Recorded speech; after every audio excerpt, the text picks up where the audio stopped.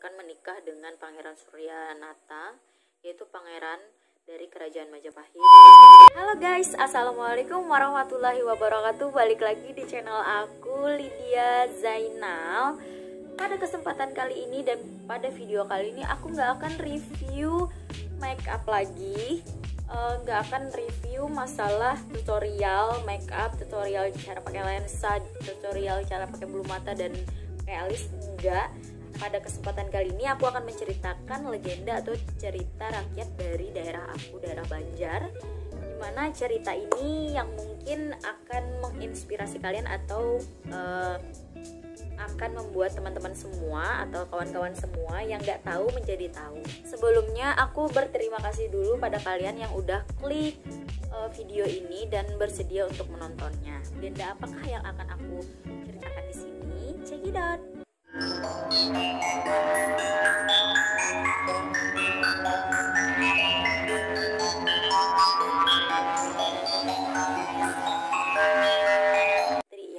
Putri Junjung Buih.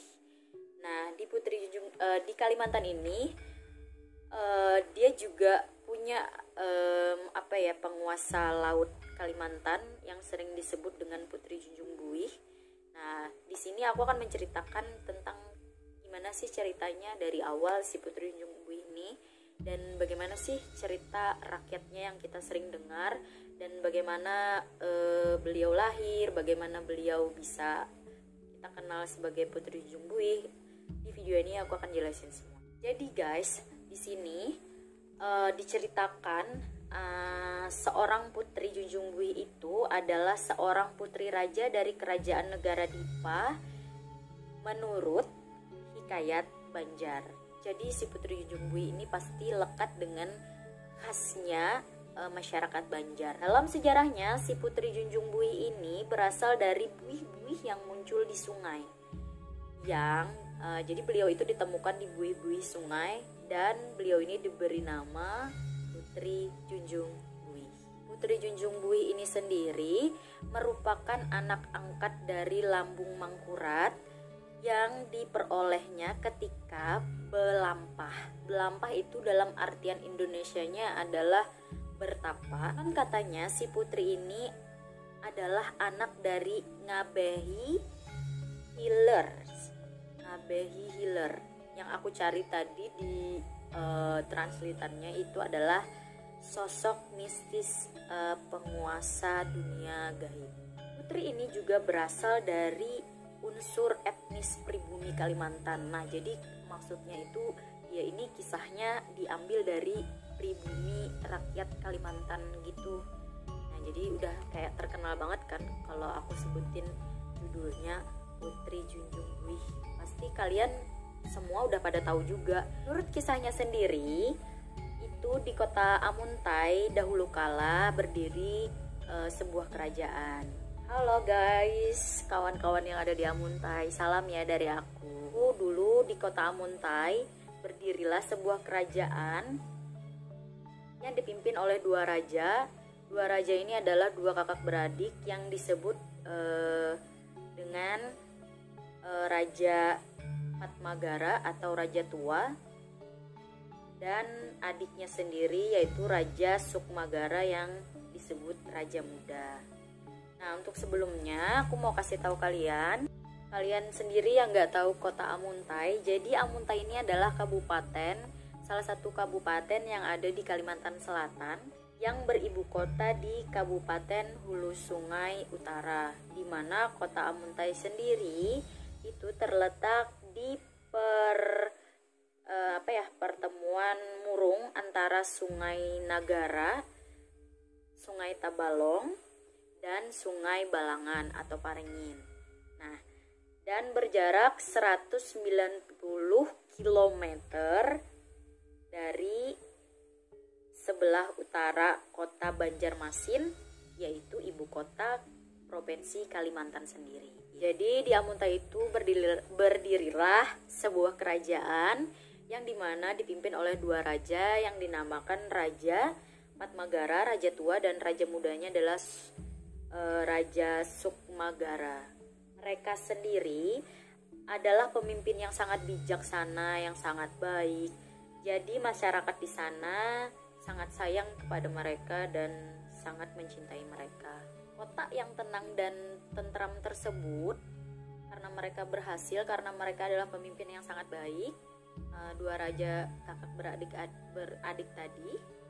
Nah, mereka ini mengalami dilema seperti itu karena mereka belum memiliki seorang keturunan atau putra dan putri, entah itu dari raja tua atau dari raja muda. Salah satu dari raja ini, Raja Sukmagara adalah raja muda.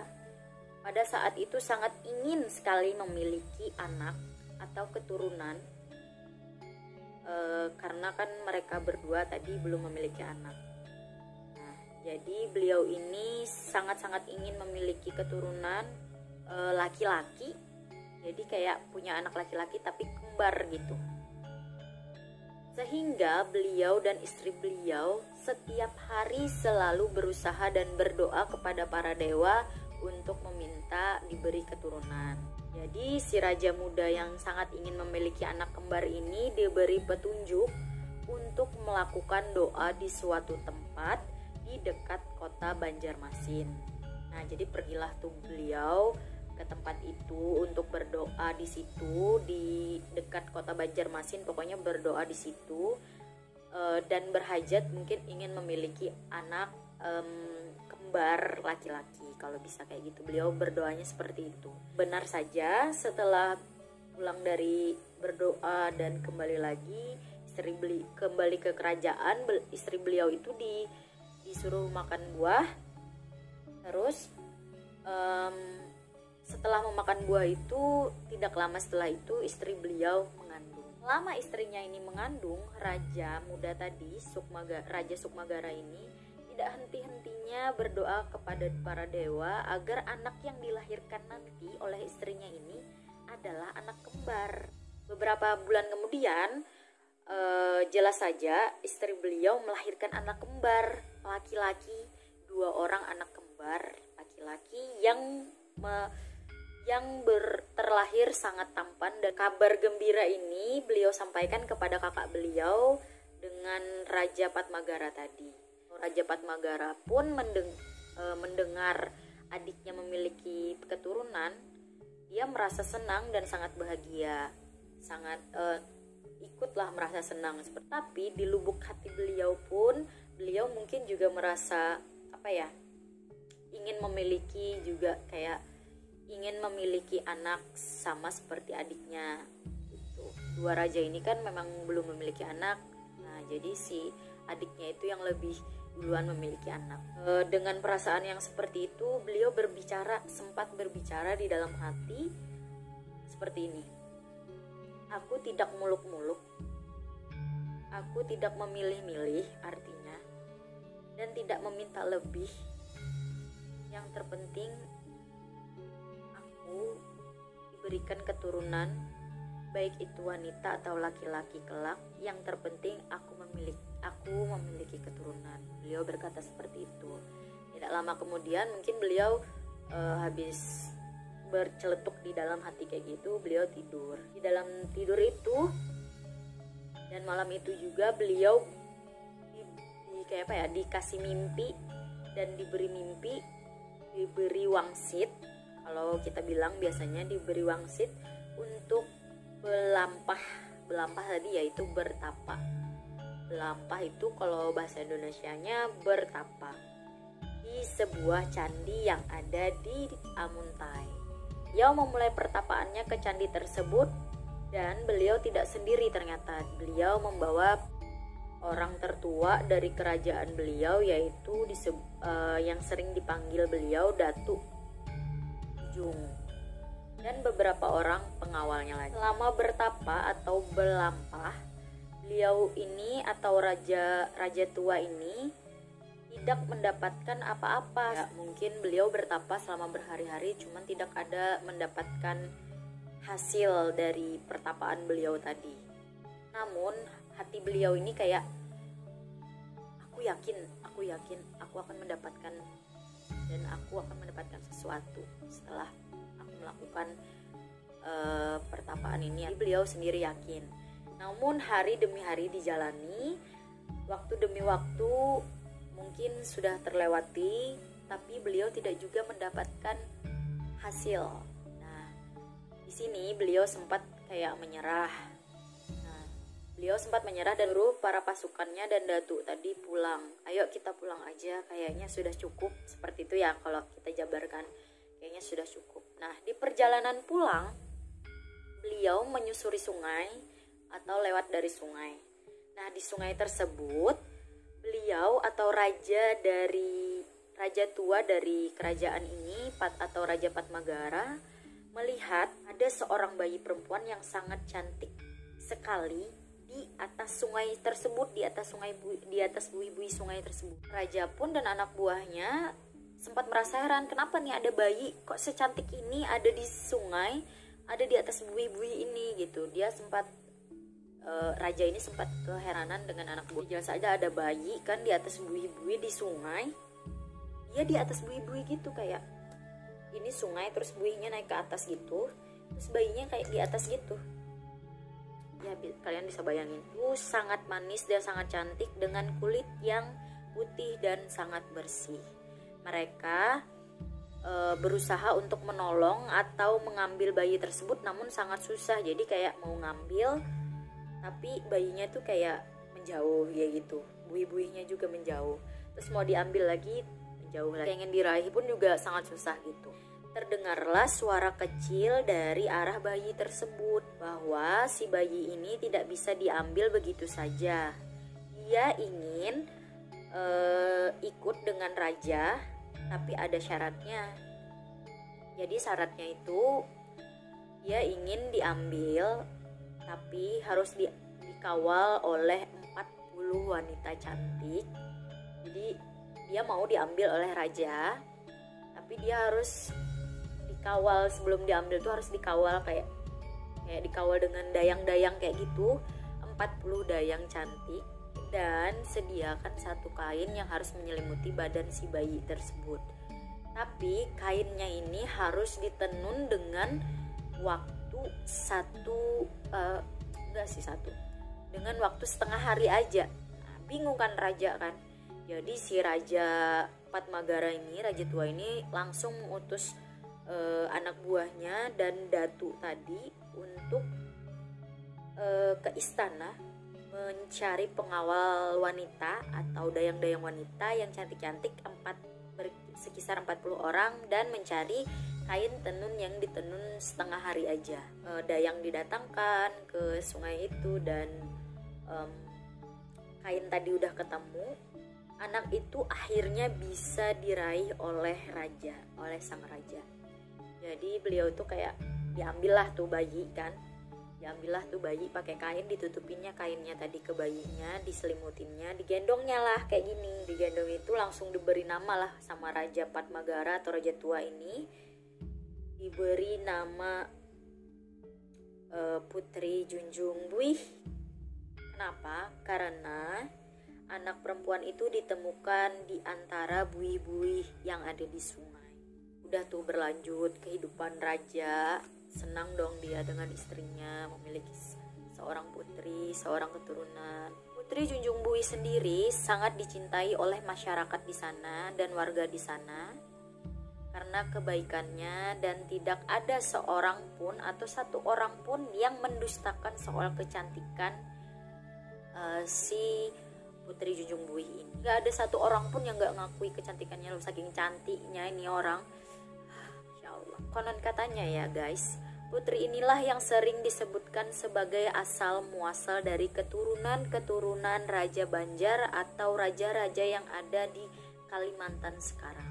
Menurut mitologi rakyat pesisir Kalimantan sendiri, seorang raja haruslah keturunan dari raja putri ini. Percaya kalau tidak punya keturunan dari darah atau dari darah keturunan si Putri Junjung Buih ini, tidak akan bisa menjadi raja, itu konon katanya ya guys. Bahkan kerajaannya tersebut sudah meluas, sudah tembus sampai ke daerah Pangkalambun atau Kalimantan Tengah, Dan konon katanya di sana pun juga kerajaan di Pangkalambun itu katanya juga keturunan dari si Putri Junjung Buih ini. Jika kalian pun ingin melihat sejarah-sejarah dan prasasti-prasasti atau peninggalan-peninggalan beliau dari Putri Junjung Buih ini dengan Pangeran Suryanata, kalian bisa datang ke kota Amuntai ya, yang ada di Kalimantan Selatan, hulu Sungai Utara tadi yang aku jelaskan. Nah, di sana itu ada peninggalan atau prasasti yang mungkin tanda-tanda beliau itu pernah hidup. Itu ada di kota Amuntai, tepatnya di Candi Agung. Semua teman-teman, kawan-kawan di sini mau lihat peninggalan dari si Putri Junjung Buih ini, kalian bisa langsung datang ke Amuntai karena di situ ada tempat wisatanya. Bukti beliau itu pernah hidup di kota itu. Namanya adalah Candi Agung di Amuntai. Konon katanya ya guys, beliau ini tidak diketahui kapan meninggalnya atau wafatnya, atau tempat pemakamannya pun tidak tahu. Sehingga ada beberapa spekulasi dari orang-orang, yaitu beliau ini katanya simpang siur ya ceritanya. Tapi yang katanya ya, yang kata orang banyak, beliau ini kembali ke sungai gitu. Jadi ada spekulasi gitu dari orang-orang, beliau ini ternyata kembali ke sungai dan menjadi buih-buih kembali gitu. Jadi beliau tuh kembali ke sungai untuk menjaga ke sungai dan ke air ya, untuk menjaga lautnya Kalimantan atau sungainya di Kalimantan. Tapi nggak tahu ya, kalau misalnya kalian tahu kisah sebenarnya atau kepanjangannya atau versi dari kalian bisa komen di bawah ya. Aku tunggu banget loh. Oke kawan-kawan, jadi itu dia kisahnya dari Putri Junjung Buih, legenda masyarakat Banjar dari Kalimantan Selatan. Gimana menurut kalian? Boleh banget komen di bawah ya. Yang jelas kisah ini kuambil dari berbagai artikel dan berbagai sumber yang kudapat seputar kisah ini yang namanya juga legenda atau cerita rakyat dari daerah ya guys. Aku berpesan selalu tanamkan rasa saling menghargai dari beberapa kepercayaan-kepercayaan masyarakat, terutama masyarakat kita, masyarakat Banjar sendiri. Dan aku mau tanya nih, pendapat kalian ada atau tidaknya sebenarnya informasi-informasi tambahan seputar kisahnya si Putri Junjung Buih ini? Boleh banget komen di bawah. Dan aku mau tahu pengalaman menarik tentang kerajaan-kerajaan Banjar yang kalian ketahui, seperti yang bersangkutan dengan Putri Junjung Buih. Boleh banget komen di bawah, aku tunggu ya kalian. Oke, mungkin segini aja videonya dari aku. Terima kasih sebelumnya Gasan bagian Piam Seberataan yang sudah meluangkan waktu untuk menonton videonya Ulun. Kalau kalian suka dengan video ini, ketik like-nya. Dan jangan lupa untuk komen di bawah atau di kolom komentar untuk ide-ide dan saran di video selanjutnya. Juga jangan lupa buat nyalain notifikasinya supaya kalian tahu setiap aku upload video-video terbarunya. Jangan lupa juga buat dukung channel YouTube aku, Lydia Zainal, dengan cara klik tombol subscribe yang ada di bawah yang berwarna merah itu tulisannya, buat dukung channel aku supaya kalian sama-sama tahu informasi-informasi menarik dari channel YouTube aku. Salah hilaf mohon maaf sebelumnya kalau misalnya kisah ini yang kuceritakan ada sedikit melenceng atau ada kurangnya, kalian bisa tambahin versi kalian dan kalian tulis di kolom komentar di bawah ya guys. Aku Lydia Zainal, minta maaf. See you next video. Bye bye. Assalamualaikum warahmatullahi wabarakatuh.